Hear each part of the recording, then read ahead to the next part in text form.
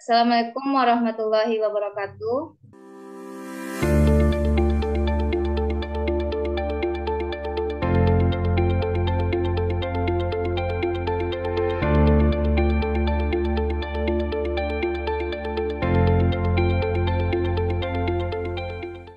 Alhamdulillahirabbil alamin. Puji syukur kehadirat Allah Subhanahu wa taala dengan segala limpahan rahmat dan karunia-Nya, hingga pada sore hari ini akhirnya kita bisa melaksanakan webinar seminar online kita dalam komunitas belajar SMA Negeri 1 Sunan Potong. Kemudian salawat beriring salam buat junjungan kita, yakni Nabi besar umat Islam, Nabi Muhammad Shallallahu Alaihi Wasallam. Yang kami hormati Bapak Kepala SMA Negeri 1 Sunan Koto, Bapak Ibu Majelis Guru yang telah bergabung dalam ruang Zoom meeting ini. Yang pertama mungkin mohon maaf ada dengan segala kendala teknis yang terjadi sehingga kita baru bisa pada waktu segini melaksanakan webinarnya. Untuk yang pertama mungkin kita minta dulu kepada Bapak Kepala Sekolah untuk memberikan arahan kepada Bapak, dipersilakan. Baik Bapak Ibu, Assalamualaikum warahmatullahi wabarakatuh. Waalaikumsalam warahmatullahi wabarakatuh. Syukur kehadirat Allah Subhanahu wa taala, alhamdulillah pada sore hari ini kita masih dalam keadaan sehat walafiat dalam lindungan Allah, dan semoga apa yang kita lakukan hari ini menjadi berkah untuk kita semuanya. Amin ya rabbal alamin. Salam dan salam untuk Nabi kita Muhammad sallallahu alaihi wasallam. Bapak dan Ibu yang saya hormati, ini adalah kali kedua pengaktifan komunitas belajar kita.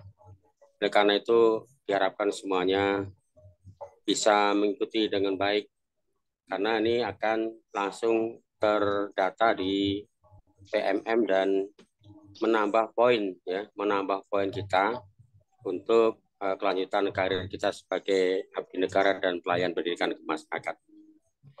Bapak dan Ibu, topik kita hari ini apa Bu Opi? Penerapan budaya positif, Pak. Penerapan budaya positif. Untuk budaya positif itu sebenarnya diawali dari kebiasaan.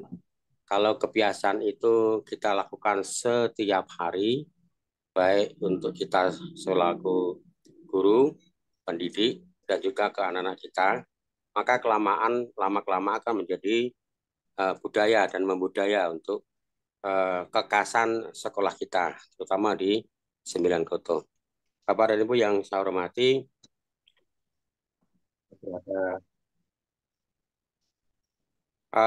Bapak Ibu yang saya hormati, jadi budaya positif ini tentu positifnya yang kita sampaikan ke anak, dan itu jangan sampai kita bosan untuk menyampaikan himbauan-himbauan, harapan-harapan positif untuk kita.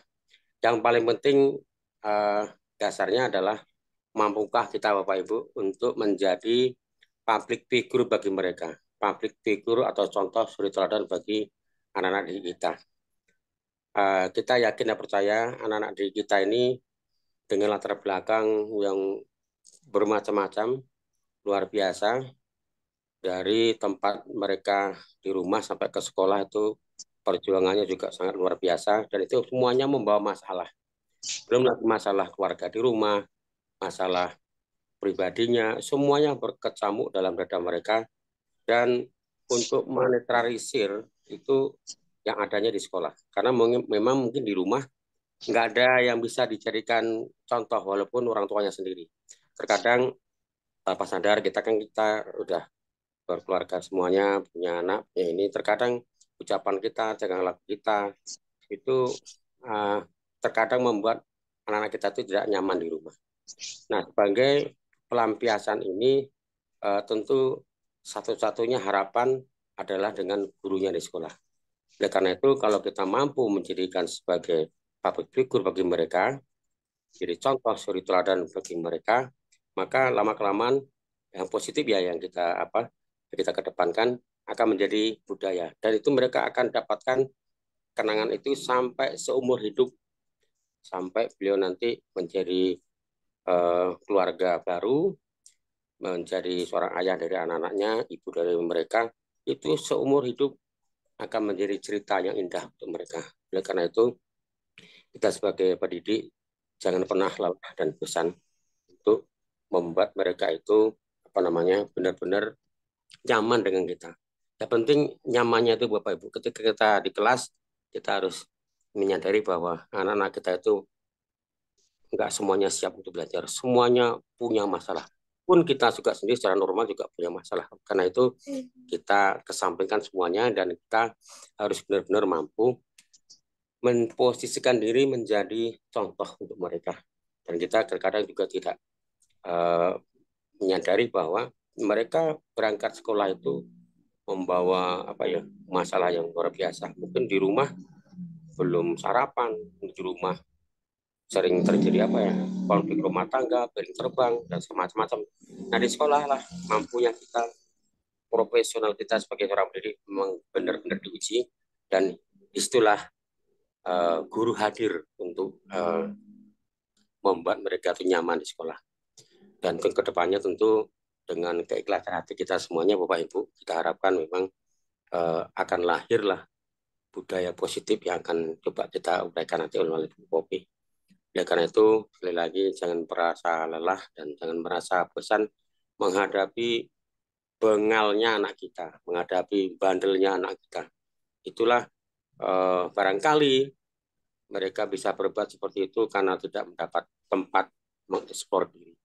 Nah, di sekolah lah kita coba untuk memberi kesempatan seluas-luasnya bagi anak-anak kita untuk berkiprah, berperan, berkolaborasi dengan teman-temannya.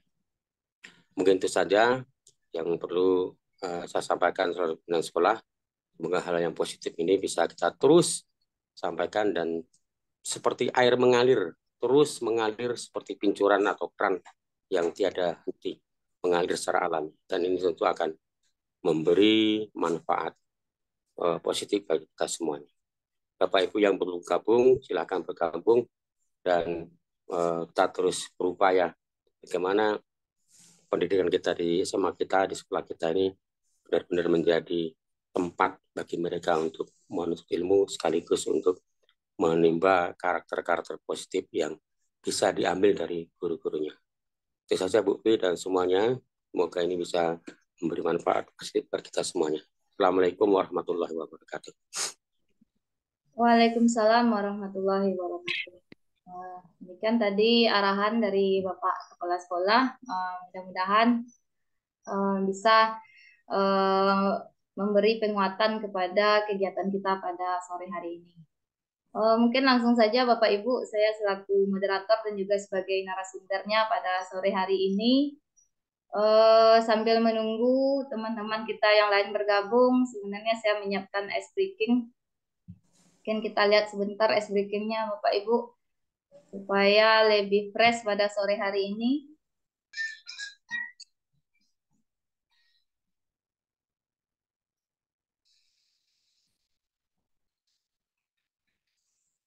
Bisa terlihat ya Nak? Bu Erni, bisa terlihat? Terlihat Mbak Popi. Tapi suaranya, Bu, coba pengaturan soundnya tuh ke Zoom. Kalau video yang tadi memang suaranya kecil. Kalau ini juga enggak terdengar suaranya. Oh, nggak terdengar suaranya. Bu Erni, bisa didengar suaranya? Tidak. Oh, nggak ada suaranya. Apa tuh menepan bang? Tapi gambarnya ada ya? Tidak ada Bu Popi. Gambarnya ada.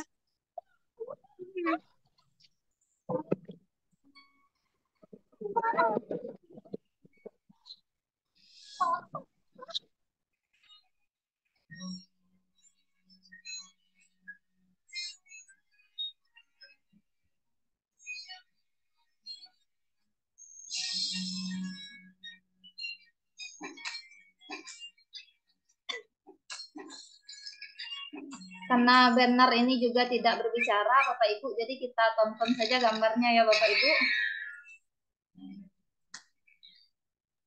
Oke.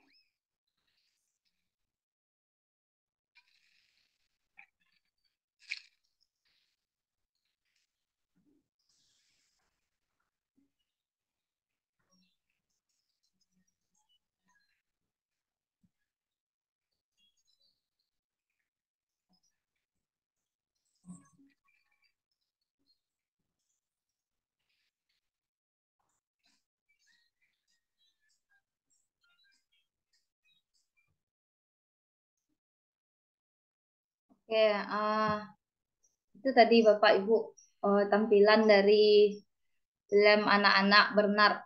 Kira-kira Bapak Ibu apa kesimpulan yang bisa diambil dari film tadi terkait dengan tugas kita sebagai pendidik? Mungkin ada Bapak Ibu yang mau memberikan tanggapannya? Ada Bapak Ibu? Atau langsung saja saya sampaikan apa kaitan daripada ice breaking atau film motivasi tadi di awal dengan materi kita pada hari ini, di mana tadi kita melihat bagaimana perjuangan seorang Bernard, seorang beruang kutub tadi untuk dapat mendapatkan es di puncak yang tertinggi dengan jatuh bangun, jungkir balik. Kemudian dalam prosesnya ketika dia butuh untuk memanjat, ternyata tanpa dia sadari dia punya kompetensi pada dirinya sendiri. Seperti tadi kuku-kukunya yang tajam, yang panjang, yang bisa dia gunakan untuk memanjat. Jadi dalam perjuangannya akhirnya dia menemukan hal baru pada dirinya yang ternyata dia bisa manfaatkan. Kaitannya dengan tugas kita sebagai pendidik, Bapak Ibu, sebenarnya murid-murid kita itu punya potensi dalam dirinya masing-masing, hanya saja terkadang potensi itu belum mereka temukan dan kita bertugas untuk membantu, menuntun mereka untuk menemukan potensinya. Kemudian dalam perjuangan menggapai suatu kesuksesan, itu perjuangannya tidak mudah, begitu juga dengan kita sebagai pendidik. Untuk mencapai kesuksesan bagi murid kita, kita juga perlu berusaha sekuat tenaga, sama seperti yang dilakukan oleh beruang kutub tadi. Mungkin itu pengantar daripada materi ke materi kita pada sore hari ini. Langsung saja Bapak Ibu, kita masuk lagi ke materi kita berikutnya, materi inti kita. Sudah terlihat Bapak Ibu? Sudah. Ya, suaranya masih terdengar jelas Bu Erni? Mulai Ibu Popi. Ya, baiklah. Mungkin kita langsung saja, nanti silakan diinstruksi kalau ada terkendala segala macamnya Bapak Ibu boleh diinstruksi di kolom chat atau langsung bersuara. Nah, materi kita pada sore hari ini adalah tentang budaya positif dan penerapan disiplin positif di sekolah. Sekolah ini merupakan tempat yang bagi pembentukan karakter dan perilaku siswa. Maka budaya sekolah yang positif dan disiplin yang konstruktif dapat mendorong siswa untuk tumbuh menjadi individu yang bertanggung jawab, beretika, dan berakhlak mulia. Kurang lebih sama seperti visi yang telah kita rumuskan kemarin. Ini dari Ki Hajar Dewantara. bahwa serupa seperti para pengukir yang memiliki pengetahuan mendalam tentang keadaan kayu, jenisnya, keindahan ukirannya, dan cara-cara mengukirnya, seperti itu jugalah seorang guru yang memiliki pengetahuan mendalam tentang mendidik. Bedanya guru itu mengukir manusia yang memiliki hidup lahir dan batin. Jadi guru kita ini pendidik diibaratkan seperti seorang pengukir oleh Ki Hajar Dewantara yang akan memberi karya kepada murid-murid kita.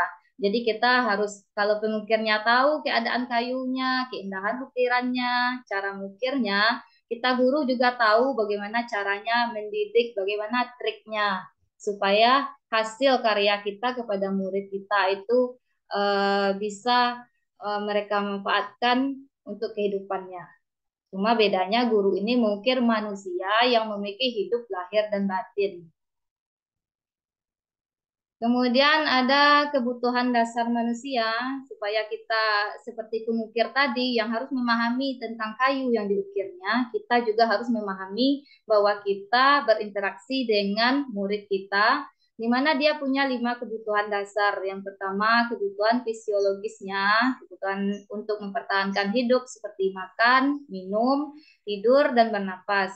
Kemudian kebutuhan terhadap rasa aman, kebutuhan atas rasa memiliki, dia butuh akan cinta dan kasih sayang, kemudian kebutuhan terhadap harga dirinya, kemudian yang satu lagi adalah kebutuhan tentang penguasaan. Jadi 5 kebutuhan dasar yang dimiliki manusia ini tentu dimiliki pula oleh murid-murid kita dan juga kita sendiri. Kemudian menurut Diane Gossen dalam bukunya Restructuring School Discipline, dalam menstrukturkan disiplin sekolah, ada 3 motivasi perilaku manusia. Ini manusia secara umum. Yang pertama, dia mematuhi peraturan atau disiplin itu yang pertama untuk menghindari ketidaknyamanan atau hukuman. Yang kedua, untuk mendapatkan imbalan atau penghargaan dari orang lain. Kemudian yang ketiga, untuk menjadi orang yang mereka inginkan dan menghargai diri sendiri dengan nilai-nilai yang mereka percaya. Nah, di sini Bapak Ibu, kalau kita lihat kepada murid-murid kita, yang banyak motivasi mereka, murid kita datang ke sekolah adalah nomor 1 dan 2 ini. Yang pertama, dia menghindari ketidaknyamanan. Bisa jadi mereka datang ke sekolah karena ketidaknyamanannya di rumah oleh orang tuanya. Jadi motivasi mereka datang ke sekolah adalah karena takut dimarahi orang tua. Motivasi mereka masuk ke kelas kita adalah karena takut dimarahi guru. Yang kedua, kebanyakan juga murid kita memiliki motivasi untuk datang ke sekolah adalah untuk yang nomor 2, mendapatkan imbalan atau penghargaan dari orang lain. Mereka rajin karena ingin jadi juara, mereka rajin karena ingin dipuji guru, dan sebagainya. Sementara 1 dan 2 ini adalah motivasi yang disebabkan oleh orang lain atau pihak luar, atau disebut juga motivasi ekstrinsik dari luar. Yang diharapkan adalah yang nomor 3, untuk menjadi orang yang mereka inginkan, menghargai dirinya sendiri dengan nilai-nilai yang mereka percaya. Jadi ini motivasi intrinsik dari diri murid kita sendiri, dari diri manusia itu sendiri. Mereka melakukan suatu hal baik itu karena mereka menghargai dirinya sendiri dengan nilai-nilai yang dipercayanya. Jadi di sini dari 3 motivasi perilaku ini kebanyakan dari murid kita mungkin masih berada pada level 1 dan 2. Mungkin tugas kita adalah untuk menaikkan setingkat lagi menjadi level 3. Selanjutnya ada istilah hukuman, konsekuensi, dan restitusi. Kita akan lihat apa beda antara ketiganya ini. Hukuman, konsekuensi, dan restitusi. Sebentar Bapak Ibu, saya punya ini PDF-nya yang mau saya share juga. Ada muncul Bu Rina? Muncul Bu Papi. Ya, oke. Kita lanjut ya. Ada 3 istilah yang ingin kita pahami setelah kita tahu motivasi dari murid kita ternyata baru level 1 dan 2. hukuman, konsekuensi, dan restitusi. Apa beda ketiganya ini? Ketiganya ini sama-sama kita gunakan untuk menerapkan disiplin di sekolah. Yang mana yang bisa dianggap sebagai disiplin positif? Yang pertama di bagian hukuman. Hukuman, identitas murid, kita membentuk murid, identitasnya gagal kalau kita berikan selalu hukuman. Apa ciri-cirinya hukuman? Menurut murid, sesuatu yang menyakitkan harus terjadi kalau hukuman. Tetapi kalau konsekuensi, sesuatu harus terjadi. Kalau restitusi, restitusi kita merupakan pilihan dari mereka. Jadi kurang lebih hukuman, misalnya kita hukum yang terlambat, siswa kita yang terlambat dengan membersihkan pekarangan sekolah, itu hukuman. Kalau konsekuensi, contohnya bagi yang tidak mengikuti wirid remaja, didenda 5 buah batu air setiap pertemuan wirid. Itu konsekuensi. Kita sudah sampaikan di awal, kalau melanggar aturan, ini konsekuensinya. Jadi sudah sepakat siswa begitu, ternyata murid kita tetap tidak datang, mereka tetap melanggar, maka konsekuensinya dendanya batu air harus dibawa. Sesuatu harus terjadi. Kalau hukuman, sesuatu yang menyakitkan, satu pihak saja, mereka hanya menerima.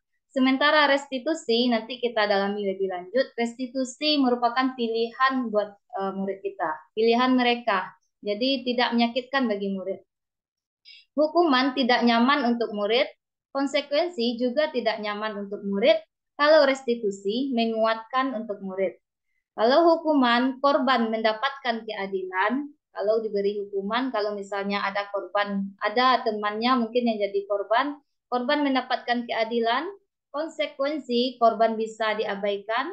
Kalau restitusi, positifnya korban mendapatkan ganti dan murid kita juga yang di bawahnya. Untuk hukuman, murid bisa tersakiti. Kalau konsekuensi, murid dibuat tidak nyaman, tetapi mereka harus menerima karena sudah konsekuensinya. Tapi kalau restitusi, murid akan mendapatkan penguatan. Jadi itu beda. Hukuman, perilaku pasif agresifnya meningkat karena seringkali kita memberi hukuman kepada murid, mereka menolak, mendongkol, menjawab kita dengan kata yang kasar karena mereka terpancing perilaku agresif meningkat. Konsekuensi lebih baik daripada sedikit daripada hukuman, namun penguatannya hanya bertahan dalam jangka waktu pendek. Ketika kita sudah lalai untuk memberi konsekuensi tersebut, mereka juga tidak peduli.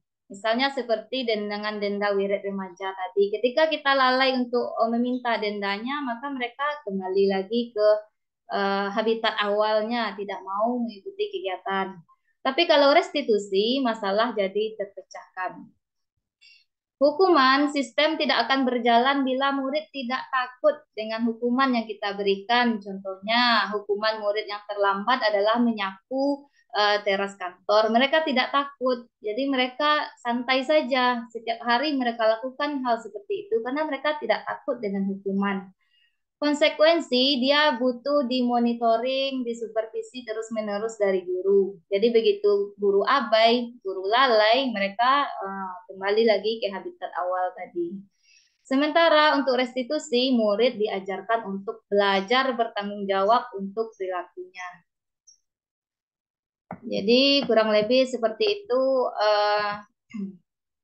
antara hukuman, konsekuensi, dan restitusi. Kita lihat pertanyaannya.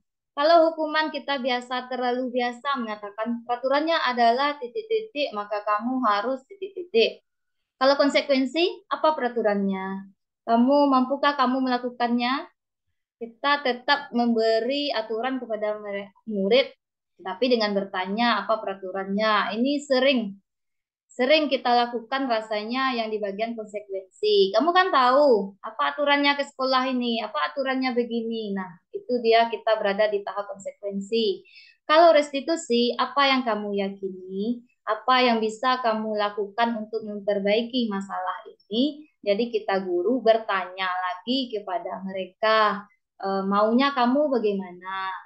Jadi tidak ada marah-marahan lagi Bapak Ibu, gitu kan. Kalau hukuman, murid akan membenci peraturan. Kalau konsekuensi, muridnya menghormati peraturan, tapi mereka tersakiti. Sementara kalau restitusi, murid akan menghormati dirinya sendiri dan orang lain. Jadi dari yang tiga ini, yang bersifat positif adalah yang restitusi. Kita akan menuju ke sana nanti bagaimana cara memberikan restitusi. Kalau hukuman dia dengan mode paksaan, kalau konsekuensi kita kasih stimulus dan respon, kalau positif dengan teori kontrol. Nanti ini kita bahas juga lebih lanjut dengan teori kontrol ini.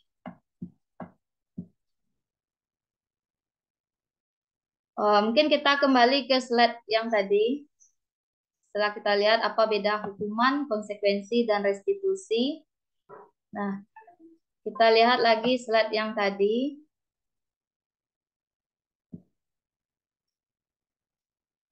Hukuman bersifat tidak terencana atau tiba-tiba, anak atau murid tidak tahu apa yang akan terjadi dan tidak dilibatkan. Hukuman bersifat satu arah dari pihak guru yang memberikan dan murid hanya menerima suatu hukuman tanpa melalui suatu kesepakatan. Kalau konsekuensi, disiplin dalam bentuk konsekuensi sudah terencana, sudah disepakati, sudah dibahas, disetujui oleh murid dan guru. Umumnya, bentuk-bentuk konsekuensi dibuat oleh pihak guru. Murid sudah mengetahui sebelumnya konsekuensi yang akan diterima bila ada pelanggaran. Peraturan dan konsekuensi sudah diketahui sebelumnya oleh murid. Sikap guru senantiasa harus memonitor murid. Itu untuk hukuman konsekuensi. Yang kita harapkan adalah kita perdalam di bagian yang ketiga, yaitu restitusi. Nah, kita masuk lagi restitusi. Ada istilah namanya segitiga restitusi. Peran guru dalam membangun disiplin yaitu dengan menggunakan segitiga restitusi. Konsep segitiga restitusi ini menekankan pentingnya peran guru membangun disiplin yang mendidik. Jadi disiplin kita bukan dengan marah-marah, dengan paksaan, tetapi kita disiplin yang mendidik dengan mengarahkan siswa bertanggung jawab atas tindakannya. Jadi dengan pendekatan segitiga restitusi ini, siswa tidak hanya dikenai hukuman, tetapi diarahkan untuk memahami dampak perilakunya dan memperbaiki dirinya sendiri. Guru hanya berperan sebagai fasilitator. Kita lihat lebih dalam untuk segitiga restitusi ini. Sebelum masuk ke langkah-langkah segitiga restitusi, dari teori motivasi yang pertama tadi, ada motivasi eksternal dan internalnya atau intrinsiknya. Eksternalnya adalah poin 1 dan 2 tadi dari teori motivasi, yaitu murid kita datang hanya karena menghindari ketidaknyamanan atau karena ingin mendapatkan penghargaan. Kalau motivasi intrinsik, murid kita datang ke sekolah ini adalah untuk menghargai dirinya sendiri dengan nilai-nilai kebajikan yang mereka percayai. Guru sebagai fasilitator, guru ini punya 5 perilaku kontrol. Ada perilaku kontrol yang negatif, ada yang positif, dan ada kontrol diri. Jadi ini yang perilaku kontrol ini adalah untuk guru, boleh bahasa kitanya mungkin tipe-tipe guru. Yang pertama penghukum, yang kedua pembuat orang merasa bersalah, tipe guru yang ketiga sebagai teman, tipe yang keempat pemantau, tipe yang kelima manajer. Kita lihat dulu perbedaannya. Kalau guru penghukum, guru biasanya berbuat menghardik, menunjuk-nunjuk, menyakiti, menyindir. Itu penghukum. Kalau pembuat orang merasa bersalah, bagaimana murid kita itu merasa bersalah jadinya dengan kata-kata yang kita ucapkan? Berceramah, menunjukkan kekecewaan yang mendalam. Ibu kecewa, ibu benar-benar kecewa loh sama Nanda. Jadi dibuat murid kita jadi rasa bersalah. Kalau guru penghukum, kalau kamu tidak melakukannya, saya akan. Jadi kalau kamu tidak ikut wirid remaja, kalau kamu tidak membawa denda batumu, ibu akan menahan nomor ujian gitu kan. Itu tipe guru penghukum. Pembuat orang merasa bersalah, kamu sudah mengecewakan ibu. Kemarin saya pernah, hari kemarin saya bicara dengan Diga dari fase E1, Bapak Ibu. Ya, saya sampaikan seperti itu. Ibu kecewa sama Diga. Ternyata ini tipenya pembuat orang merasa bersalah. Kemudian kalau kita jadi teman, kalau kita guru menempatkan diri sebagai teman, membuatkan alasan-alasan untuk murid-muridnya. Lakukan untuk ibu ya. Ya sudah, nanti ibu bantu bereskan. Tolong ibu ya. Itu kita menempatkan diri sebagai teman. Kalau sebagai pemantau, menghitung dan mengukur, nah, tidak turun ini, jadi dia melihat-lihat saja, lihat-lihat, diperhatikan tingkah laku muridnya, tidak langsung ditegur, tidak langsung diberikan. Kemudian kalau berbicara berkatanya, apa peraturannya? Misalnya balik lagi yang tidak wirid, apa peraturannya? Kalau tidak wirid gimana? Apa konsekuensinya? Apa yang telah kamu lakukan dan apa yang terjadi sekarang? Kurang lebih seperti itu. Seperti itu kita bertipe sebagai pemantau. Kalau yang bisa kontrol diri, yang terakhir ini yang paling diharapkan adalah yang manajer ini Bapak Ibu. Yang pertama mengajukan pertanyaan-pertanyaan, tanyakan lagi kepada siswa apa yang kita yakini. Ini nanti terkait dengan keyakinan kelas. Apa kamu meyakini hal tersebut? Apakah kamu akan memperbaikinya? Kalau kamu memperbaikinya, hal apa yang bisa menggambarkan dirimu? Hal apa yang bisa kamu lakukan? Seperti itu kira-kira pertanyaannya. Kalau guru penghukum, hasilnya kepada siswa, ini hasilnya penghukum itu siswa jadi pemberontak, pendendam, menyalahkan orang lain. Jadi kalau banyak murid kita yang dongkol pada kita, mungkin kembali lagi kita kepada budaya positif ini. Mungkin murid kita seperti itu, mungkin karena kita juga berbicara dengan cara yang tidak baik kepada mereka, sehingga mereka menjadi dendam, memberontak, mendongkol. Kalau pembuat orang merasa bersalah, kalau kita sering berbuat kecewa loh sama kamu. Kalau sering bicara seperti itu, mereka akan menyembunyikan kesalahannya, menyangkal, kemudian berbohong kepada kita. Kalau kita menempatkan sebagai teman, guru sebagai teman, maka hasilnya murid kita akan ketergantungan kepada gurunya. Apa-apa tidak bisa dilakukan tanpa guru. Ini itu harus dengan gurunya. Jadi mereka jadi ketergantungan. Kalau sebagai pemantau, maka perilaku murid akan menyesuaikan bila diawasi. Nah, jadi kalau kita memantau, ketika mereka tahu dipantau, maka murid kita akan bertingkah laku baik. Ketika kita tidak ada, mereka selagi kita memantau, mereka juga memantau rupanya. Ketika kita tidak ada, maka mereka kembali lagi ke tingkah laku yang tadi yang kurang baik.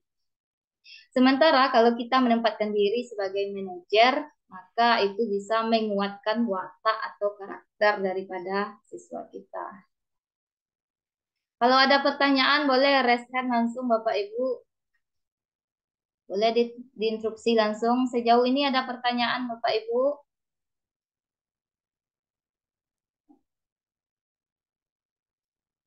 Lanjut Bapak Ibu. Opi. Lanjut Lanjut dulu, ya. Opi. Ini dari sisi murid untuk kelima pola kontrol guru tadi. Kalau gurunya penghukum, muridnya akan berkata, saya tidak peduli, serah ibu itu saja. Kalau bahasa awaknya, biarlah ibu tuh tak ngecek lah ibu tuh. Nah, kurang lebih mungkin seperti itu mereka sampaikan untuk guru penghukum. Untuk guru pembuat rasa bersalah, mereka akan mudah berkata, maafkan saya, maaf lu bu, maaf lu bu, tapi besok-besok begitu lagi gitu kan. Kemudian kalau gurunya sebagai teman, saya pikir Bapak Ibu itu teman saya, jadi saya berlaku seperti ini karena Bapak Ibu adalah teman saya. Kalau pemantau, saya akan dapat berapa kalau melakukan hal tersebut. Jadi mereka pamrih jadinya. Jika sudah melakukan hal tersebut, saya mendapatkan apa? Jadi mereka pamrih sama kita jadinya kalau kita sering menjadi guru pemantau. Sementara kalau manajer, mereka akan berpikir, murid berkata, bagaimana caranya agar saya bisa memperbaiki keadaan ini? Saya akan memperbaiki masalah ini dengan ini. Sedikit cerita nih Bapak Ibu.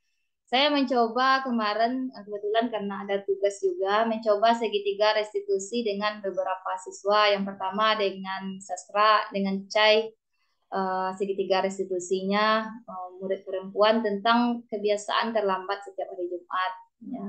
Jadi mungkin bagaimana perubahannya mungkin belum terlalu nampak karena kita sudah menuju ke ujian. Kemudian saya mencoba juga segitiga restitusi kepada Malpi, Bapak Ibu, terkait dengan main domino yang di warung nyadap. Jadi terkait main domino itu sudah dicoba restitusi kepada Malpi. Menurut saya tempatkan diri saya sebagai guru yang bersikap bertipe seperti manajer tadi versi saya gitu kan Bapak Ibu. Nanti kalau sempat kita putarkan sedikit videonya terkait main domino tersebut. Jadi Malpi pertama kalau kita tanya kepada semua murid kita tidak hanya Malpi, mereka tahu kalau mereka itu salah. Jadi itu yang pertama. Mungkin kita lanjut slide-nya saja Bapak Ibu ini terkait ini juga. Bagaimana praktek atau bagaimana dalam segitiga restitusi ini dalam realnya kepada murid kita. Itu ada 3 langkah. Jadi makanya dinamakan segitiga restitusi. Yang pertama menstabilkan identitas. Jadi ketika siswa kita ada masalah, siswa kita melakukan pelanggaran atau segala macamnya, tindakan kita yang pertama adalah stabilkan dulu identitas mereka. Kalau mereka bertengkar dengan teman mungkin atau lagi marah mungkin stabilkan dulu menstabilkan identitasnya. Atau mereka melakukan kesalahan namun belum menyadari, jadi stabilkan dulu dengan kalimat-kalimat seperti setiap orang pasti pernah melakukan kesalahan. Kamu bukan satu-satunya yang pernah melakukan ini. Ibu maklum dengan yang kamu lakukan. Ibu bisa memahami. Jadi stabilkan dulu perasaan daripada murid kita. Kemudian tindakan yang kedua adalah validasi tindakan yang salah. Jadi kita beritahu, kita validkan bahwa memang yang mereka lakukan itu salah, divalidasi tindakannya. Misalnya dengan kalimat, kamu tentu punya alasan mengapa melakukan itu. Adakah cara yang lebih efektif untuk mendapatkan apa yang kamu butuhkan? Karena mereka ada kebutuhan. Langkah yang ketiga yaitu menanyakan keyakinan. Maksudnya ini adalah keyakinan di sini kesepakatan atau aturan yang telah kita sepakati, namun kita tidak menyebutnya lagi sebagai aturan atau tata tertib, tapi keyakinan. Tanyakan keyakinan kepada murid kita. Keyakinan kelas apa yang telah kita sepakati? Misalnya untuk murid yang terlambat, kita sudah buat kesepakatan kelas. Jadi tanyakan lagi, kemarin kita sepakatnya bagaimana? Kamu ingin menjadi orang yang seperti apa? Jadi muncullah dari motivasi intrinsik dari siswa kita dengan 3 langkah ini kalau kita laksanakan dengan sebaik-baiknya. Saya sedikit cerita Bapak Ibu dengan Malpi yang saya coba segitiga restitusinya. Yang pertama dulu stabilkan identitasnya, situasinya waktu itu sudah lewat, sudah berlalu, permasalahan main domino itu berlalu sudah 2 hari. Jadi kalau untuk stabil identitas sudah cukup stabil waktu itu. Dan tentu saya sampaikan juga jawaban Malpi dalam pertanyaan menstabilkan identitas adalah waktu kami di warung itu Bu, bel belum berbunyi. Jadi makanya kami main di warung Bu, karena belnya belum bunyi setelah istirahat sholat. Itu. Kemudian memvalidasi tindakan yang salah. Jadi tindakannya yang salah adalah Ibu bisa memaklumi kenapa kamu dan teman-teman waktu itu masih nongkrong di warung karena bel belum berbunyi, guru belum ada yang masuk. Tetapi walaupun waktu itu jam istirahat, itu adalah jam isoma, apakah benar tindakan Malpi ini dengan main domino di warung tersebut? Nah, jadi itu validasi tindakan yang salahnya. Di sini semua anak kita rasanya tahu tentang tindakan mereka yang salah. Itu hanya kita perlu memunculkan dari dirinya. Yang biasa kita lakukan kan Bapak Ibu, kita selalu memberi mereka, menjat mereka, kamu salah, tidak benar, ini, begini, begitu. Sekarang kita ganti polanya, kita tanya kepada anak kita, kepada murid kita itu yang tindakan salah apa yang mereka lakukan. Nah, Mati udah menjawab nih, domino, mereka tidak benar main domino dan segala macamnya, apalagi kalau sampai taruhan dan segala macamnya. Kemudian untuk yang menanyakan keyakinan, akhirnya ditanyakan keyakinan, jadi Malpi apakah akan berlanjut seperti itu juga, atau bagaimana cara Malpi untuk memperbaiki permasalahan ini. Nah, kata si Malpi waktu itu, Bapak Ibu, saya tidak akan main domino lagi, Bu. Saya tidak akan lagi main domino di warung tersebut dan juga akan menyampaikan kepada teman-teman untuk tidak bermain domino. Nah, di sini kita sudah terbantu Bapak Ibu. Jadi dengan kesadarannya sendiri si Malvi ini mau membantu, katanya dia akan mengingatkan teman-temannya juga. Dan lebih ekstrimnya lagi Bapak Ibu, kata si Malvi, dia bisa memberantas batu domino tersebut karena menurut si punya warung itu bukan punya dia. Nah, setelah saya lakukan segitiga restitusi ini Bapak Ibu, masih terdengar ini Bapak Ibu? Bu Pita? Masih, Bu Masih, Popi, Bu. Masih ya. masih. Nah, ya, kita lanjut ya Bapak Ibu, takutnya ngomong sendiri gitu. Jadi singkat cerita si Malvi ini setelah selesai segitiga restitusinya dilakukan di kantor ya, kita udah biasa dengar janji-janji manis dari murid kita kan, tapi kenyataannya tidak. Ternyata sore pas siangnya pas pulang sekolah paginya saya lakukan segitiga restitusi. Siangnya Malvi menemui lagi dan mengatakan bahwa batu domino sudah saya amankan Bu. Jadi katanya bahkan Malvi ketika direstitusi, Malvi ini juga menyampaikan bahwa dia bisa menyampaikan kepada Ni Andap ini, si punya warung ini tentang domino ini. Jadi dia dengan sangat yakin sekali mampu membantu kita. Ini di sini tugas kita sangat terbantu setelah kita berhasil merestitusi anak ini, Bapak Ibu. Nah, langsung siang itu langsung ada laporan juga dari Malvi batu domino sudah diamankan.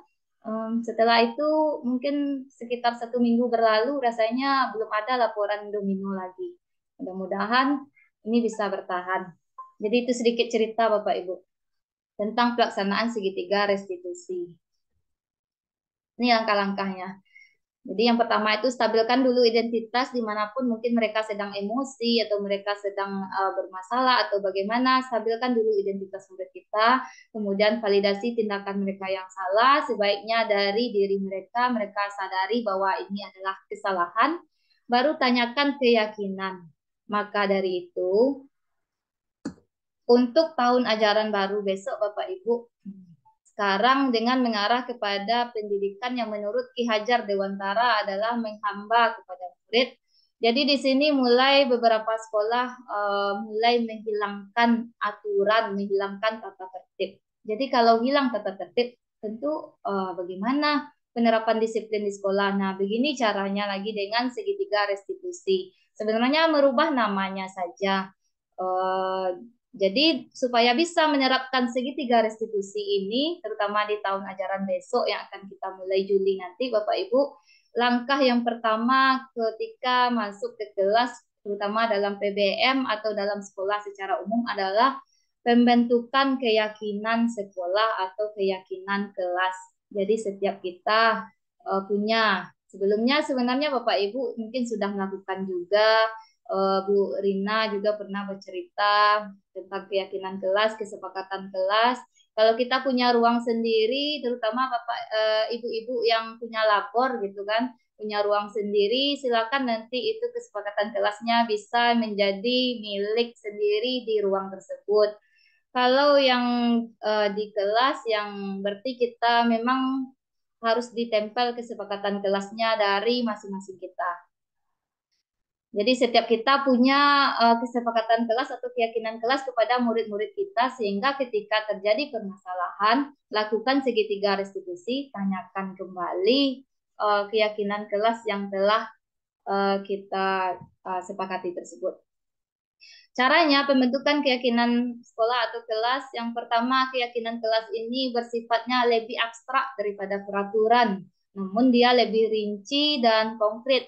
Jadi dia tidak lagi seperti wajib hadir begini-begini. Jadi dia berbeda nanti daripada peraturan. Peraturan atau tata tertib itu dihapus.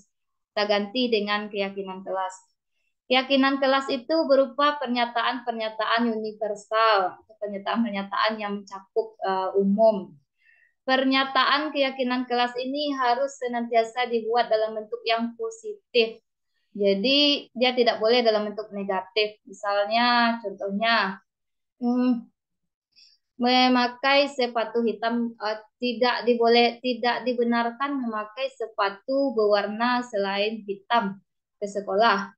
Itu peraturan kita yang selama ini ada Bapak Ibu. Diganti dengan kalimat yang lebih positif. Bukan tidak boleh memakai, namun memakai sepatu berwarna hitam. Jadi kata-kata tidak boleh, tidak dibenarkan, tidak itu mulai dihapus diganti kalimatnya. Seperti untuk merapikan seragam, kita buat berpakaian yang rapi. Kalau sebelumnya di peraturan kita buat tidak dibenarkan memakai ini, kita ganti lagi dengan berpakaian yang rapi dan sopan, dan memakai seragam sekolah yang rapi. Tidak boleh datang terlambat, misalnya kita ganti kalimatnya menjadi positif, yaitu misalnya datang tepat waktu. Tidak boleh terlambat masuk kelas. Misalnya biasanya kan kita beri toleransi 5 menit atau 10 menit, boleh terlambat. Kalau sekarang bukan, kita ganti kata tidak boleh itu, kita buat dengan datang tepat waktu, masuk kelas tepat waktu. Jadi semua kalimat keyakinan kelas itu harus dalam bentuk yang positif. Jadi yang bentuk negatif, yang biasanya dicetuskan siswa dalam bentuk negatif itu dirubah kalimatnya namun dengan maksud dan tujuan yang sama. Keyakinan kelas hendaknya tidak terlalu banyak sehingga mudah diingat dan dipahami oleh semua warga kelas. Keyakinan kelas harus sebaiknya sesuatu yang dapat diterapkan di lingkungan tersebut. Jadi yang kita sesuaikan dengan kondisi sekolah kita. Semua warga kelas ikut berkontribusi dalam pembuatan keyakinan kelas lewat kegiatan curah pendapat. Kemudian terakhir, keyakinan kelas ini ditinjau kembali dari waktu ke waktu, jadi tidak monoton saja Bapak Ibu. Jadi hidup ini dinamis, begitu juga dengan keyakinan kelas. Boleh dirubah lagi, ditinjau kembali, diskusikan lagi dengan murid-murid kita. Sebenarnya saya rencananya tadi siang membuat contoh video pembentukan keyakinan kelas, namun karena fase E sangat sibuk latihan randai, jadi videonya belum ada untuk ditampilkan saat ini, Bapak Ibu. Kemudian prosedur pembentukan keyakinan kelas. Yang pertama, ini sebenarnya langkah-langkah yang akan saya cobakan tadi dengan fase E tadi, Bapak Ibu. Yang pertama, dipersilakan murid-murid di kelas itu, misalnya kelas yang mungkin kelas saya besok fisika, kelas fase F. Murid-murid yang tergabung pada kelas fisika tersebut dipersilakan untuk bercurah pendapat tentang peraturan yang perlu disepakati oleh kelas. Jadi mereka yang sebutkan, murid-murid kita yang sebutkan, kami maunya begini, begitu, Bu, gitu. Mereka yang sampaikan tidak boleh datang terlambat, tidak boleh main HP, tidak boleh ini, itu. Nah, kita mencatat semua masukan-masukan para murid. Bisa kita pakai kertas plano untuk menampilkan di depan, bisa kita langsung ketikkan, tayangkan dengan infokus. Intinya semua masukan yang diberikan murid kita catat, dan semua murid bisa membaca apa-apa saja keyakinan kelas yang mereka ajukan. Kemudian disusun keyakinan kelasnya sesuai prosedur. Yang keempat adalah mengganti kalimat-kalimat yang dalam bentuk negatif menjadi positif. Jadi biasanya setelah pada langkah 1, ketika kita tanya ke murid-murid kita, kemungkinan mereka akan menjawab tidak boleh datang terlambat, tidak boleh tidak memakai seragam sekolah, tidak boleh main HP selama pembelajaran. Jadi kata tidak boleh tersebut kita ganti kalimatnya menjadi kalimat yang positif. Kemudian ditinjau ulang keyakinan kelas secara bersama-sama dengan murid. Setelah selesai dibuat, setelah selesai, semua warga kelasnya disilakan untuk meninjau ulang, kemudian menyetujuinya. Jadi disetujui bersama murid-murid kita, kapan perlu ditandatangani keyakinan kelasnya tersebut oleh semua, baik guru maupun murid. Jadi kita sepakat semua dengan aturan tersebut, namun namanya bukan aturan tetapi keyakinan kelas. Jadi namanya lebih halus, sementara tujuan kita adalah sama, untuk menciptakan disiplin namun dengan cara yang positif.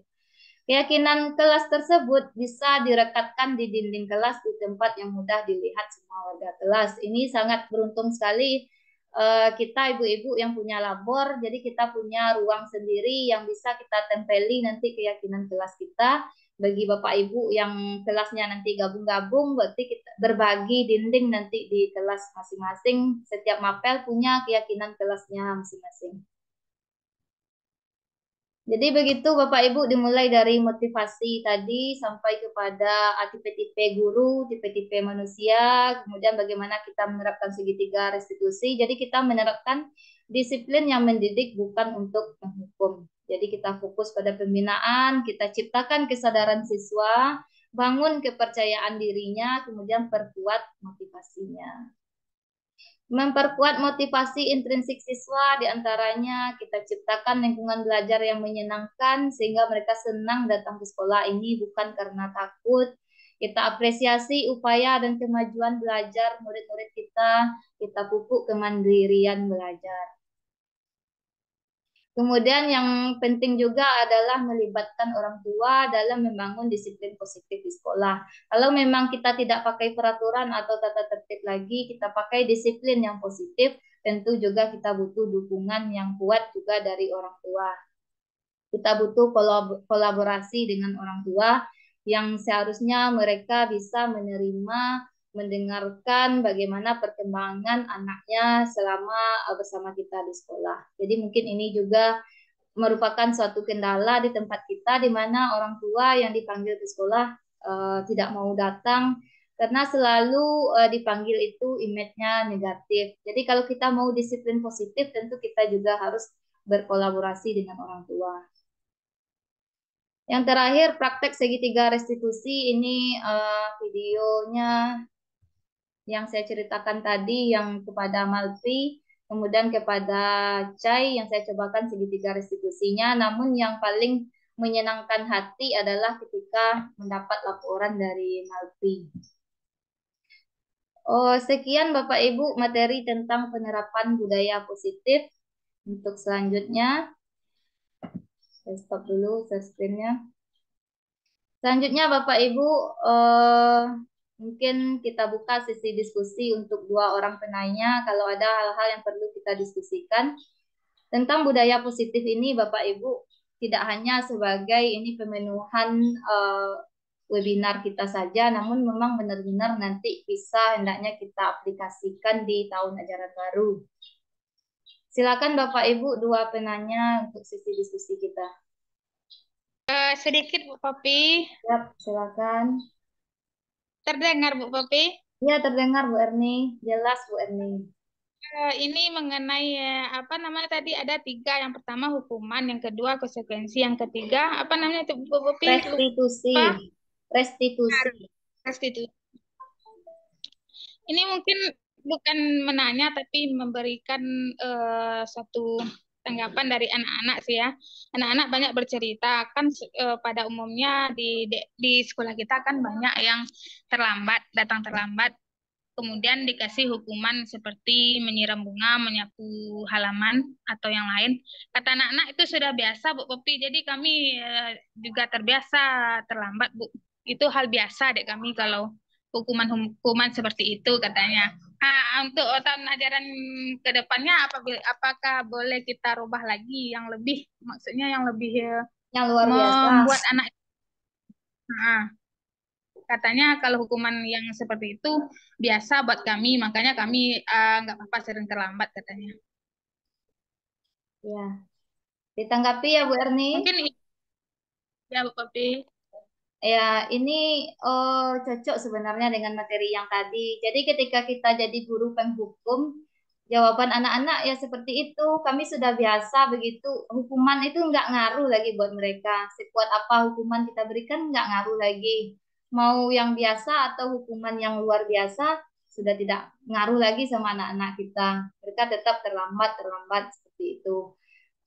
Bahkan kalaupun dikasih ke toilet, menggosok WC, mungkin mereka masih itu hukuman biasa. Jadi itu tadi yang tipe guru sebagai penghukum, murid tidak peduli, murid tidak berubah, dia berulang dan berulang lagi. Kemudian dengan tipe konsekuensi tadi, begitu ada pengawasan, mereka baik. Ketika kita lalai, ketika kita terlupa mengawasi, mereka kembali lagi seperti itu. Contohnya seperti motor yang selalu parkir di warung. Kalau sudah lama guru nggak datang razia ke sana, udah bertumpuk lagi motor di sana. Jadi itu untuk tahun pelajaran besok bukan kita berikan hukuman yang luar biasa, bukan begitu Bu Erni, tapi kita coba sedikit demi sedikit dengan segitiga restitusi. Jadi di sini peran Bu Erni sebagai guru BK ini sangat besar sekali untuk merestitusi anak-anak ini. Guru piket juga bisa. Yang hukuman yang tadi seperti menyapu dan menyiram bunga itu hukuman yang biasa, yang murah, lumrah lah buat mereka, masih tetap bisa, bukan berarti setelah kita belajar budaya positif ini semua peraturan hukuman hilang semua tahun besok, jangan begitu ya Bapak Ibu. Kita beransur-ansur dulu, bukan berarti kita hapus semua tata tertib, bukan begitu juga. Bu Kasih ada nggak? Jadi bukan begitu juga Bapak Ibu, tetapi kita ansur-ansur sedikit demi sedikit, kita restitusi anak tersebut. Ternyata kalau restitusi, hasilnya justru lebih memuaskan, hati kita tidak dongkol, kita senang, anak itu pun senang. Lalu dengan senang hati, seperti contoh si Malvi, dengan senang hati dia datang lagi dan mengatakan Umino sudah disembunyikan. Padahal saya nggak sampai segitunya Bapak Ibu gitu.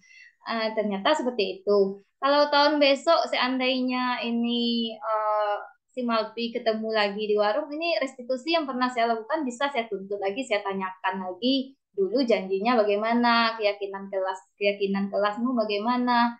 Jadi mungkin bisa ini lebih ke pribadi ini Bapak Ibu. Tentu tidak semua anak kita bisa sekali langsung. Ini bukan seperti rukiah gitu, bukan seperti rukiah yang bisa satu kali banyak gitu Bapak Ibu. Jadi kita restitusi satu persatu. Kita kan ada 24 orang ini. Kita restitusi lah beberapa, mudah-mudahan mereka terbentuk wataknya yang bertanggung jawab, bukan yang karena konsekuensi. Yang konsekuensi itu mungkin belum bisa terhapus dari sekolah kita coba perlahan-lahan. Mungkin begitu Bu Erni.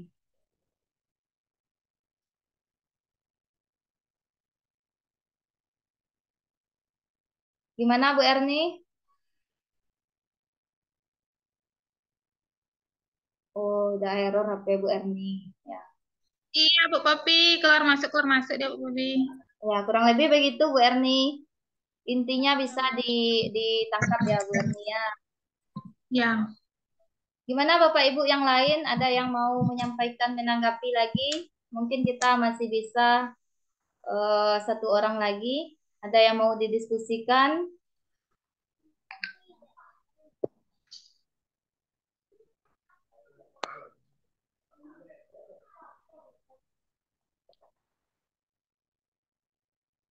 Tidak ada Bapak Ibu?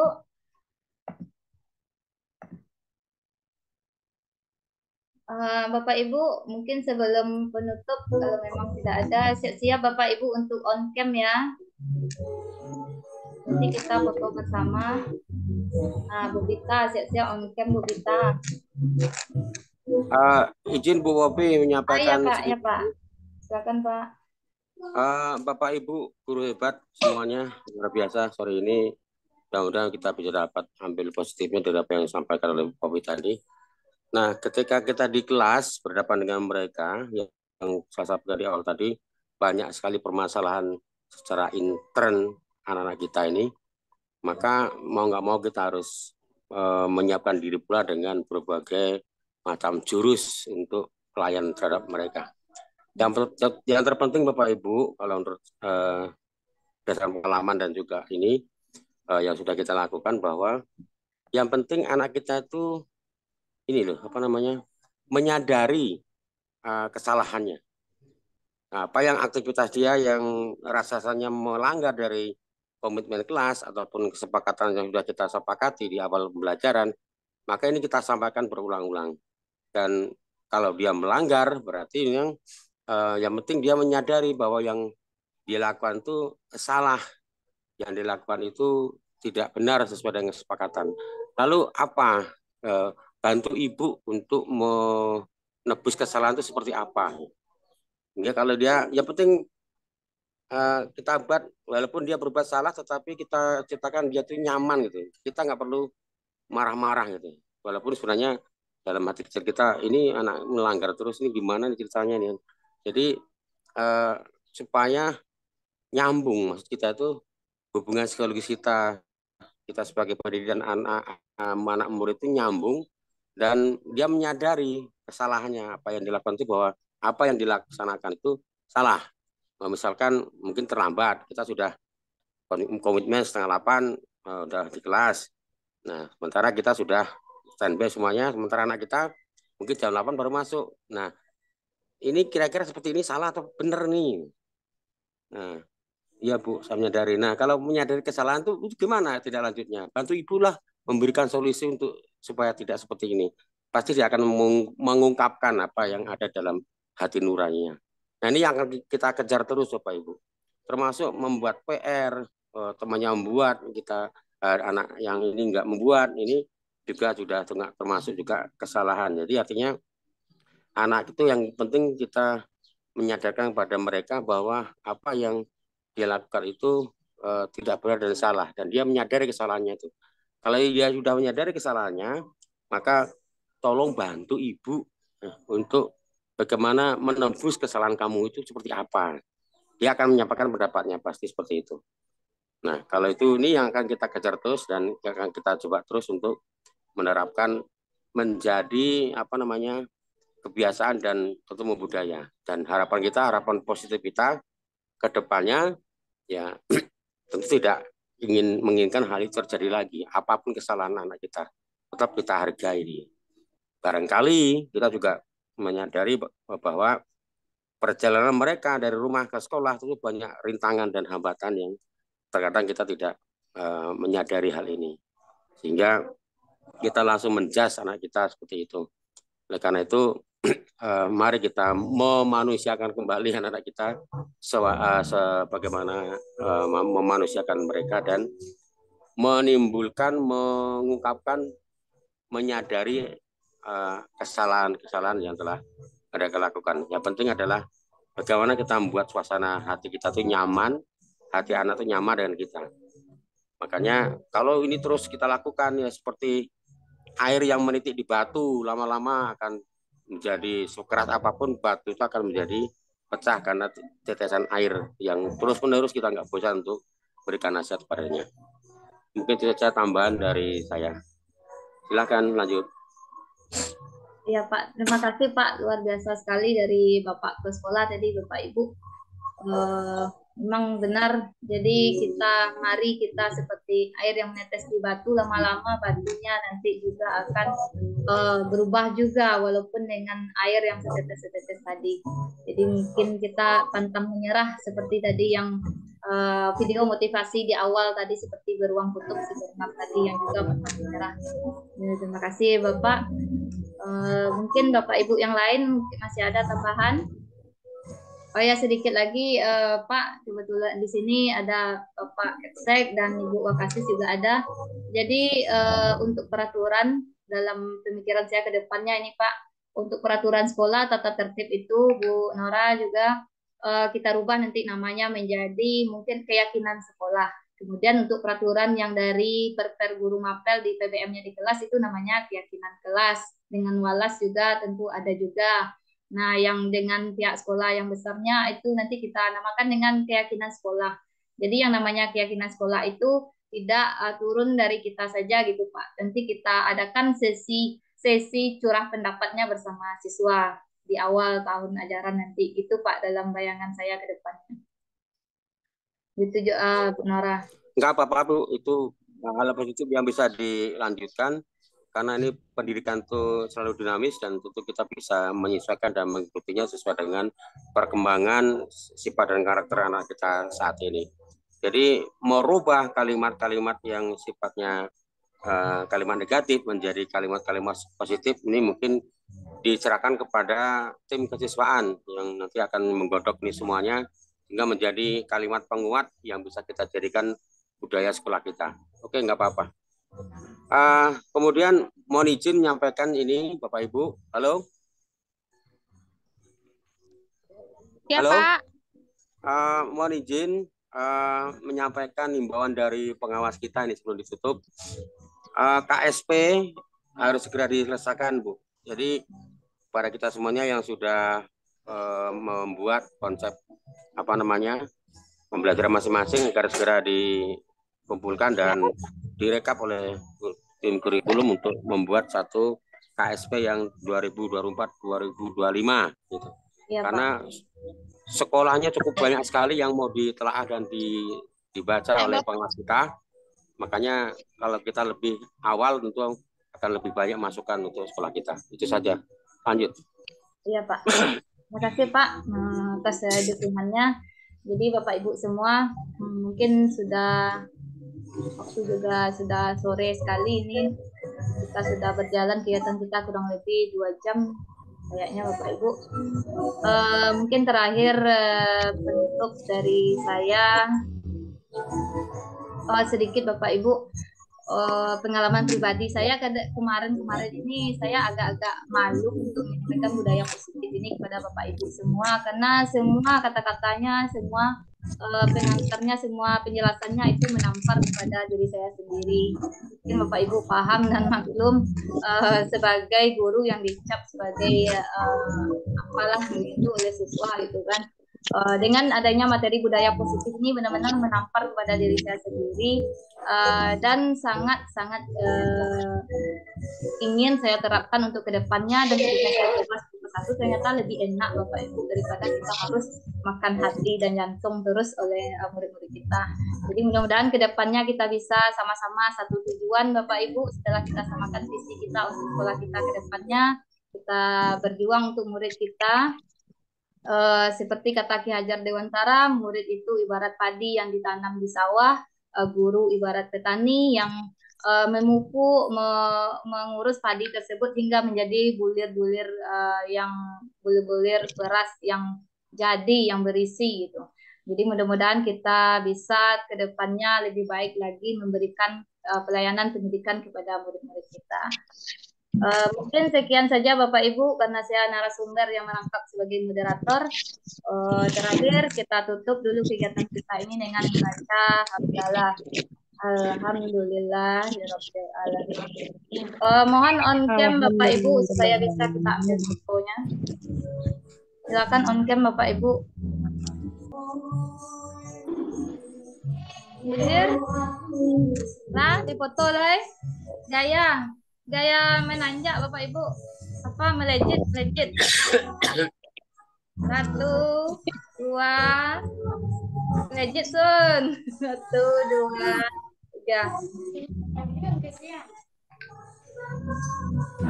Oh, no, ya bersedih. Sudah Bapak Ibu, kita tutup kegiatan kita hari ini. Saya sudahi, salah dan janggal mohon maaf. Assalamualaikum warahmatullahi wabarakatuh. Waalaikumsalam warahmatullahi wabarakatuh.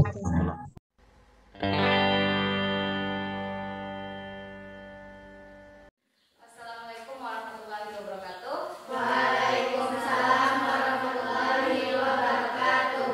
Selamat siang Ananda, bagaimana kabarnya pada siang hari ini? Alhamdulillah luar biasa, tetap semangat, Allahu Akbar. Semangat ya. Sudah makan siang? Sudah. Alhamdulillah, Ibu belum. Ananda, selamat datang di kelas fisika. Di fase F ini Ananda telah berada di moving class atau kelas yang berpindah. Jadi di sini Ananda sudah tahu dari awal ini labor fisika. Jadi bagi Ananda yang milih fisika, ketika di jadwal moving classnya silakan datang langsung ke labor fisika. Jadi ini jadi rumah kita selama kita belajar fisika. Ini rumah kita. Selain pada kelas reguler Ananda di F1 dan F2, jadi di labor ini untuk kelas fisika. Begitu juga dengan mata pelajaran pilihan lainnya, juga dia punya rumahnya atau ruangnya masing-masing. Nah, karena kita baru hari ini bertemu untuk belajar fisika, maka hal yang paling penting adalah sebelum kita mulai belajar yang harus kita sepakati adalah tentang keyakinan kelas.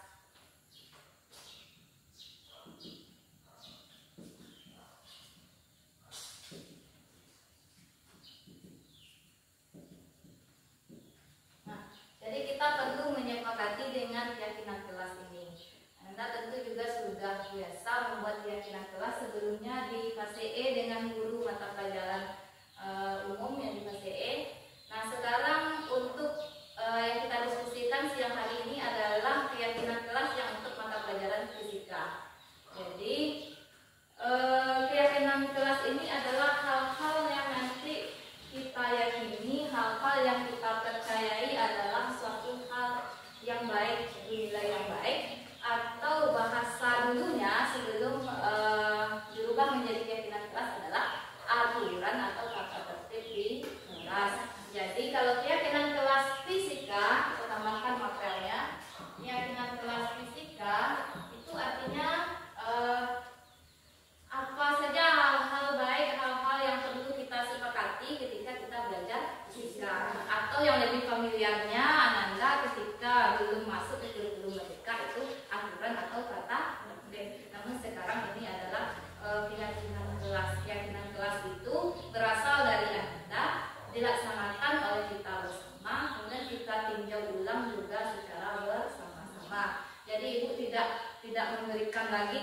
begini begitu, tapi ini Ananda maunya seperti apa belajar fisika. Jadi yang keinginan Ananda itu biar lebih jelas, Ibu siapkan kertasnya, pena. Coba dikeluarkan penanya. Mana tasnya bilang? Tinggal di kelas reguler ya. Besok lagi kalau mau masuk kelas fisika bawa langsung alat tulisnya, buku, tas. Jom. Nggak ada, Bu.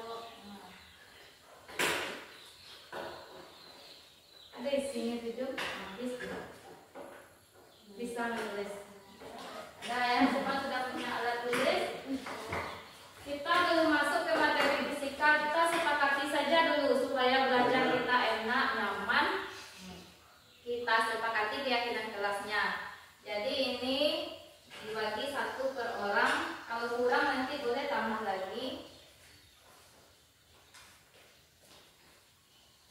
Coba ditulis di kertas biru ini. Ananda maunya belajar fisika itu bagaimana? Apa belajarnya mulainya terlambat saja 20 menit atau cepat waktu atau bagaimana? Pokoknya semua yang Ananda inginkan untuk belajar fisika maunya seperti apa keyakinan kelasnya yang bisa kamu patuhi. Nah, boleh lebih dari 1. Untuk 1 kertas ini mungkin muat 3. Kalau ada 6, Jom minta lagi kertasnya. Kalau ada 10, Jom tambah lagi kertasnya. Tulis apa-apa saja kira-kira peraturan yang mau kita buat.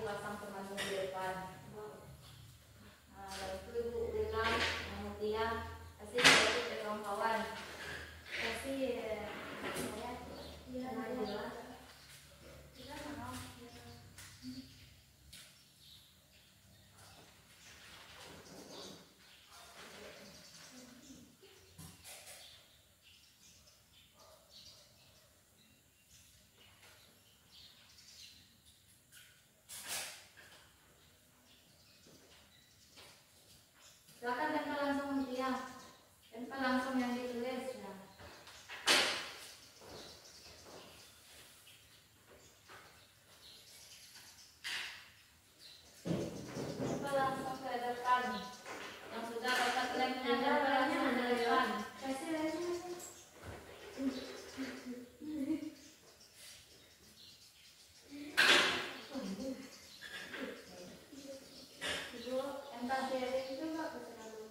Sharing, S-A-A. Sharing atau sharing? Sharing ya. Share. Share it. Sharing. In.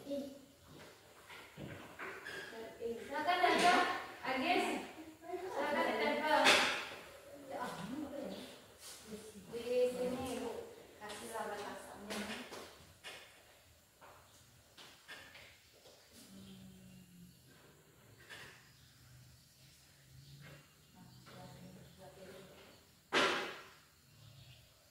Nah, lanjut. Nabila, silakan ditempel ke depan. Yang sudah punya lem, silakan tempel ke depan. Di bagian ini kertasnya. Sekolah no. Sarah tempel di mana Nabila?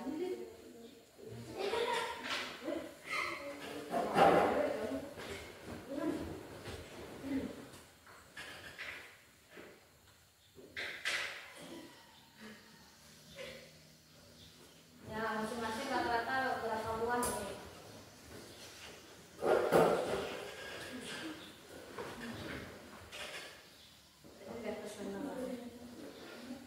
Sudah semua? Sudah menempel semua? Sudah. Nah, sekarang kita diskusikan ya keyakinan kelas yang telah Anda buat. Yang pertama, tidak usah kita lihat lagi siapa yang nempel gitu ya. Kita baca saja dulu. Yang pertama, mulai belajar tepat waktu, 1 poin. Masuk labor atau masuk ruangannya buka sepatu, 2. Belajar pakai es breaking, 3. Oh, ini menyambung, belajar pakai es breaking atau penyemangat pertama masuk, 3 poinnya. Kemudian ini cuma 1 poin saja, cukup besar. Boleh datang terlambat. Nah, lanjut yang ini masuk tepat waktu, tiket sebelum pulang sekolah, buka sepatu di luar ruangan. Maksudnya ya, masuk ruangan buka sepatu. Ini sama, kurang lebih sama dengan yang pertama tadi, berbeda 1 poin saja. Kemudian tidak boleh datang terlambat. Boleh terlambat gimana ya? Oh, ada sambungan. Boleh terlambat tapi hanya 5 menit saja. Tidak boleh berkata kasar. Kemudian lagi yang ini banyak nih, 4 poin. Masuk tepat waktu, tidak boleh makan di kelas. Kalau guru berbicara di depan siswa, siswa harus diam dan mendengarkan. Tidak boleh main HP kalau tidak dipergunakan dengan baik. Kalau digunakan dengan baik untuk main game, dia menggunakan dengan baik HP-nya. Ini kan tidak boleh main HP kalau tidak dipergunakan dengan baik. Lanjut kita baca dulu semua. Makan dan minum di kelas dilarang. Datang tepat waktu, mendengarkan guru menerangkan. Yang selanjutnya, tidak banyak mencatat tapi lebih banyak praktek bercerita sering. Oh gitu. Jadi kita bisa mencatat cerita-cerita saja gitu ya. Bagi-bagi apa sharing? Ibu sharing ilmu ya. Atau kita sharing pengalaman saja, cerita-cerita aja di jam fisika. 5 JP jam fisika itu ya nanti. Nah, jadi dari sekian ini ada yang beberapa kali terulang. Jadi Bu rangkumlah dulu ya. Tunggu dulu. Di sini Bu buat poinnya ya. Yang sering terulang itu adalah mulai belajar tepat waktu, masuk tepat waktu, tidak boleh datang terlambat. Mulai Ibu ambil mulai belajar. Kita rangkum sekarang ya semua yang Anda tulis. Tepat waktu, kemudian tidak boleh datang terlambat. Boleh terlambat tapi hanya 5 menit saja. Mana yang mau diambil? Tidak boleh datang terlambat atau boleh terlambat 5 menit saja? Oke, boleh terlambat. Boleh terlambat 5 menit saja. Kemudian buka sepatu. Masuk ruangan itu buka sepatu.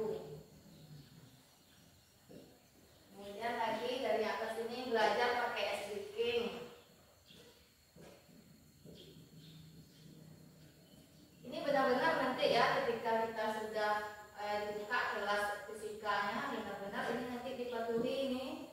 Yang kelima, ini berlawanan, kita catat saja dulu ya. Ini boleh terlambat 5 menit, yang ini boleh saja datang terlambat. Tidak ada menit-menitan. Boleh datang terlambat. Ini masuk tepat waktu, buka sepatu, sudah piket sebelum pulang sekolah. Piket sebelum pulang. Tidak boleh terlambat 5 menit, tidak boleh berkata kasar. Nah, akhirnya setelah dipukul banyak juga aturannya ya. Tidak boleh berkata kasar.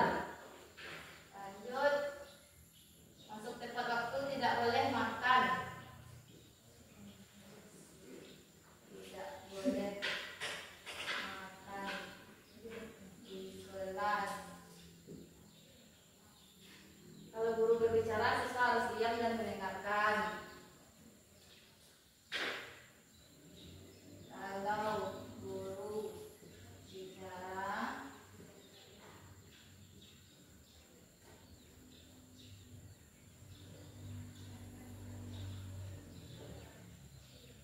lanjut lagi, tidak boleh main HP.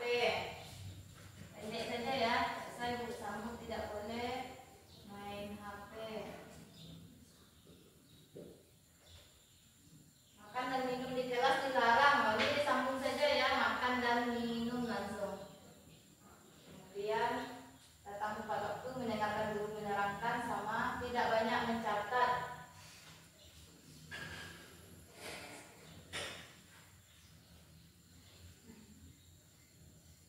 Banyaknya praktek. Nah, jadi dari rangkuman itu dapat ini 11 poinnya. Sekarang kita diskusikan apakah yang 11 poinnya ini akan kita pakai semua? Tidak. Coba kita baca. Mulai belajar tepat waktu. Apakah itu oke untuk kita gunakan? Oke. Boleh terlambat 5 menit saja? Oke. Oke, berarti ini nanti kita gabungkan ke poin nomor 1 ini, bergabung ya. Gimana caranya? Boleh belajar tepat waktu tapi boleh terlambat. Boleh terlambat, Bu. Nanti kita gabung kalimatnya lah. Ya. Jadi ini dianggap sebagai 1 poin saja. Ya. Masuk ruangan buka sepatu. Oke.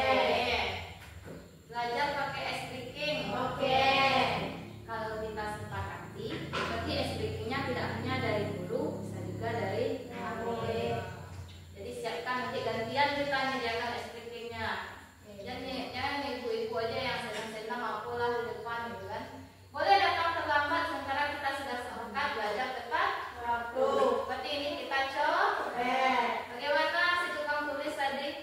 Nggak apa-apa coret? Hah? Tidak ada yang sepakat dengan poin nomor 5.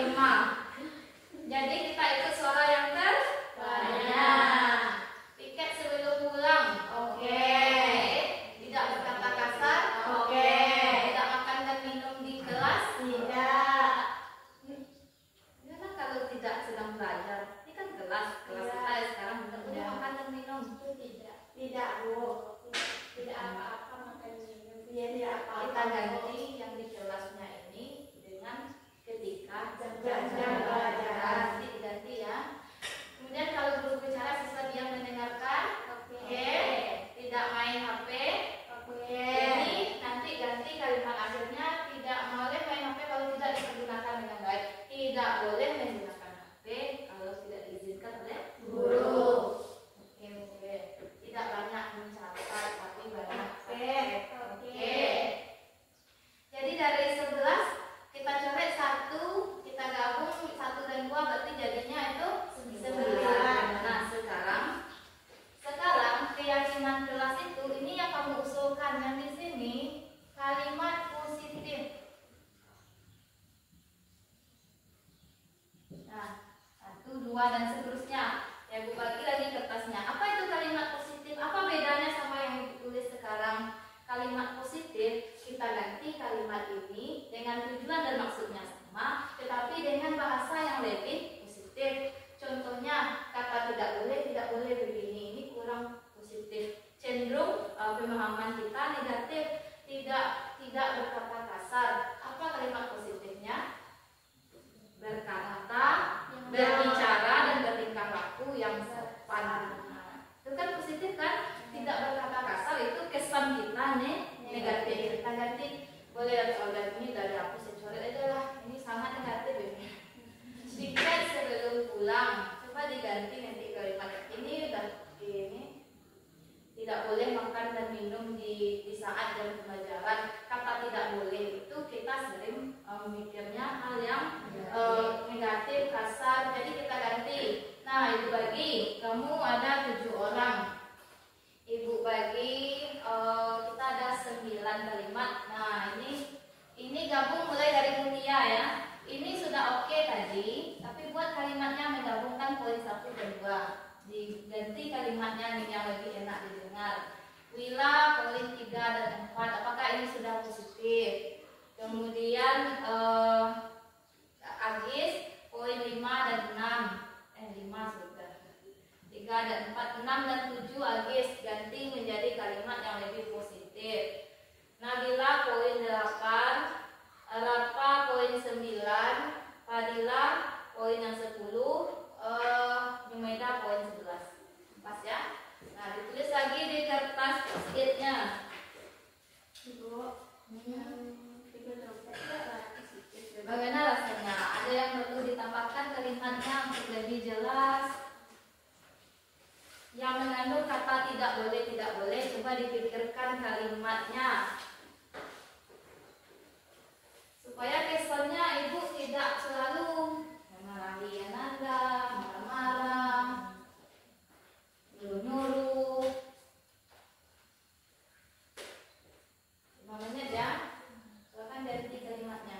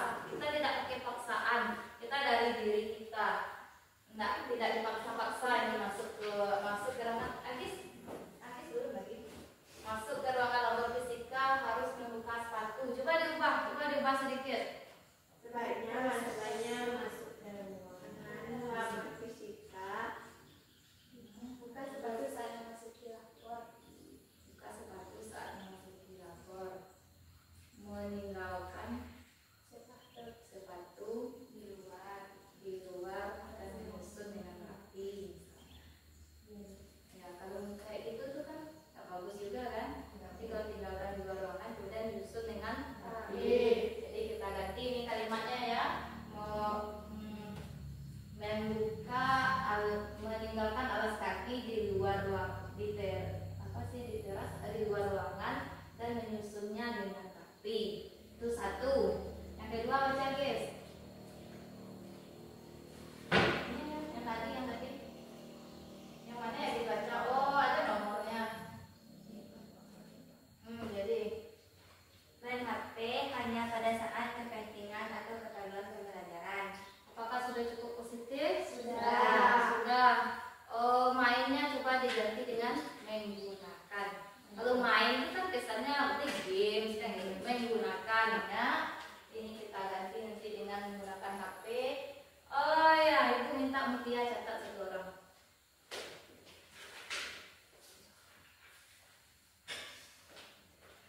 Ya, jadi catat Mutia tadi yang pertama masih ingat Mutia?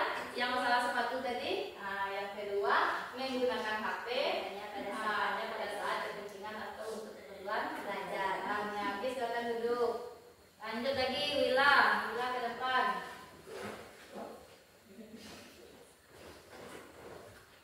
Coba Wila baca yang mana?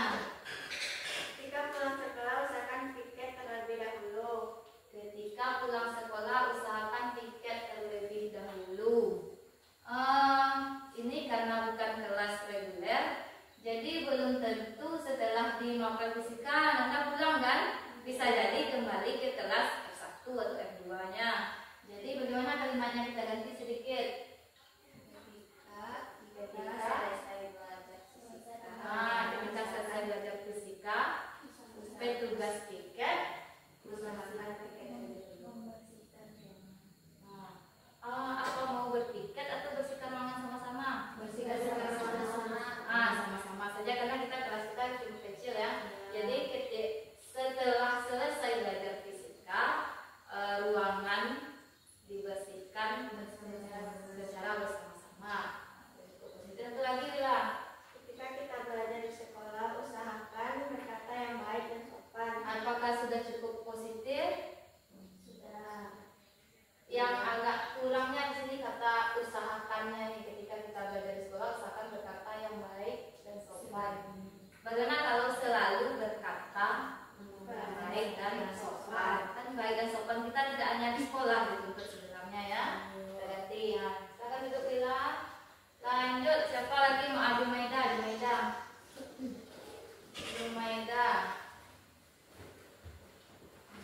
Coba dibaca.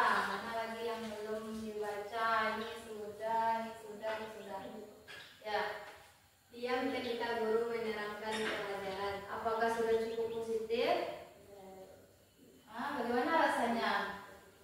Diam ketika guru menerangkan pelajaran. Apakah itu sudah cukup positif? Belum. Yang dimana letak tidak positifnya adalah Diam. Diam.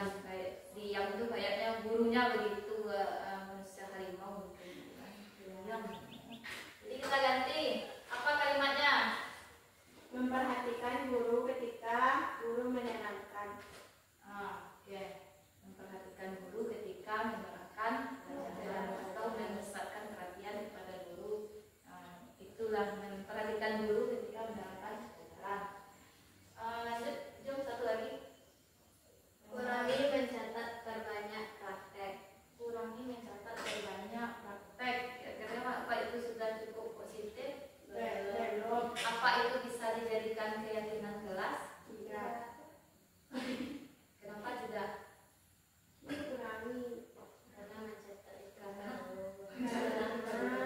Karena itu bukan hal yang bisa kamu lakukan, tapi itu yang guru lakukan. Ini hal keyakinan kelas itu adalah hal yang bisa kita lakukan bersama. Jadi aturan ini berlaku untuk kamu juga berlaku untuk ibu. Jadi ibu anggap saja itu sebagai saran untuk ibu sebagai guru ya. Banyak praktek. Jadi ini kita hilangkan ya. tidak kamu ya. Ya, ini tetap sebagai masukan untuk ibu, cuma tidak dituliskan sebagai keyakinan kelas ya. Kalau jom. Siapa lagi yang belum tampil? Fadila.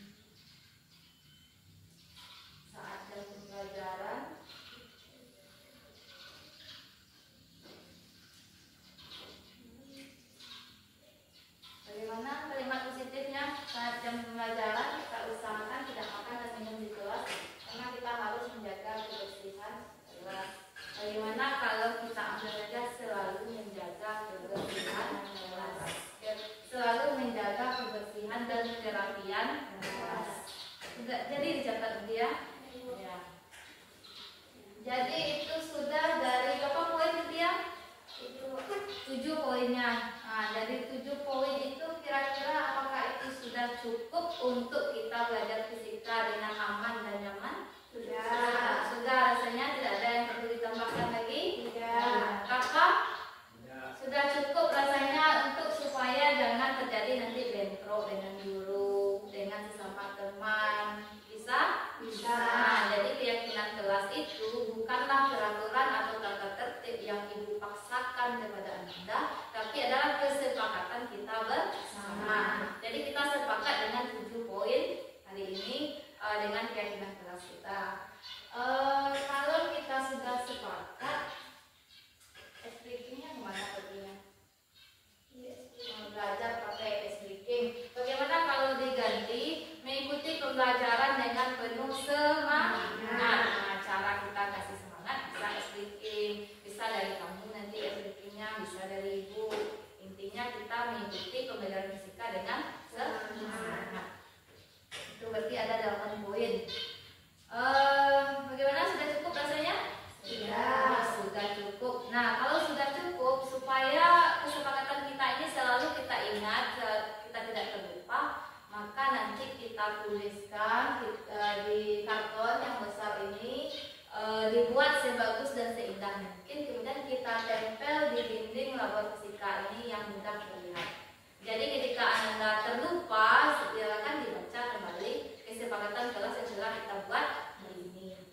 Dan dalam perjalanannya, karena hidup kita ini dinamis, Anda, kesepakatan kelas ini kita tinjau secara berkala. Apakah masih cocok, apakah mau dikurangi atau mau ditambahkan.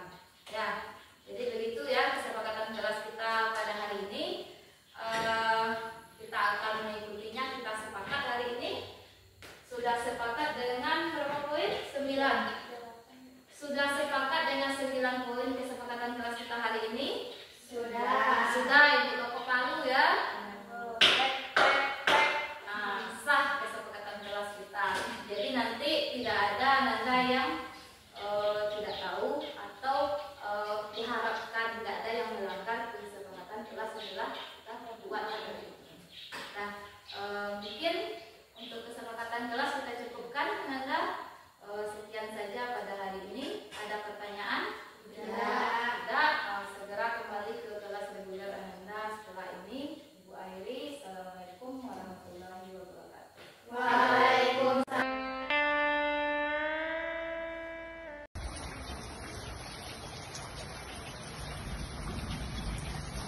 Bu, maaf saya terlambat, Bu.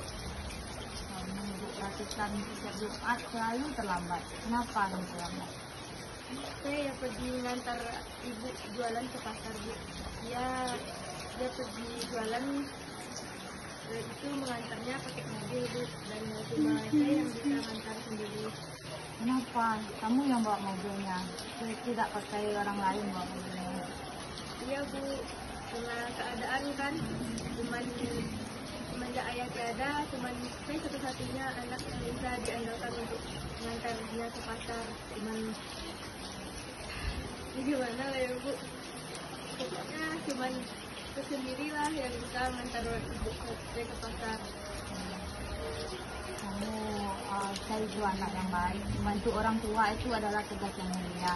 Saya benar-benar anak yang baik kalau memang seperti itu kejadian. Untuk orang tua itu adalah tugas yang baik, nak. Jadi kamu benar-benar anak yang baik. Saya anak yang baik. Orang tua saya pasti bangga punya anak seperti itu yang mau membantu orang tua. Namun saya juga tidak boleh mengabaikan pendidikan, karena pendidikan ini juga penting untuk masa depan. Nah, jadi kalau begini, menurut saya, bagaimana caranya supaya pendidikan tidak terganggu dan membantu orang tua tetap bisa dilaksanakan? Saya akan berusaha bangun lebih awal, Bu, dan berkemas ke sekolah untuk lebih pagi datang ke sekolah, Bu. Nah, itu ide yang sangat bagus itu. Jadi bangun lebih awal, setelah subuh langsung berkemas dan mengantar ibu ke pasar. Jadi saya bisa datang tepat waktu ke sekolah. Nah, tetap semangat ya saya, jangan putus asa, tetap semangat untuk sekolah. Insya Allah kamu bisa, saya anak yang kuat. Jadi bangga sama saya. Jadi Ditulis ini ibu beri surat izin masuk kelas. Langsung masuk kelas ya. Sekali lagi maaf ya Bu. Gimana? Tanggapan saya terhadap sikap guru ketika saya datang terlambat adalah merasa senang dan merasa sangat dihargai karena guru tidak langsung marah kepada saya dan memberikan saya kesempatan untuk menjelaskan mengapa saya datang terlambat.